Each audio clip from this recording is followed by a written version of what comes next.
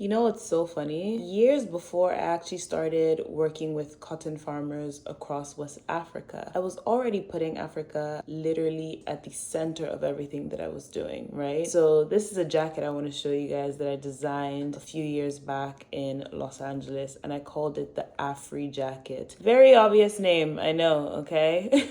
But stick with me. So when I was studying fashion in California, being African wasn't celebrated in the way that it is today. So this was before Afrobeats became global, before African brands were being recognized. Now we're talking about like African fashion designers within luxury, within the diaspora, and so much more. This was before everyone wanted to be part of this conversation around even like Dirty December, right? In the same way that we're seeing it today. It was completely different back then. And because of that, sometimes, if I'm being honest, I felt caught between two worlds. And I think anyone who moved from Africa to the US or anywhere new at a young age can definitely relate to the sense of feeling a bit lost and searching for your identity. So for me, instead of trying to fit in, I decided to use what I knew best, which is design. And I designed pieces that made me feel closer to home. And that's why I outlined the African continent across the front of this denim jacket that I made. So it wasn't really about making a statement for anyone else. Honestly, it was just a personal reminder for myself of where I came from and just that search for connection and just wanting to feel closer to home. And you see it's made out of denim because I've always loved denim. I'm such a denim head, honestly. Back then and still till this day, I love the craftsmanship and the heritage stories that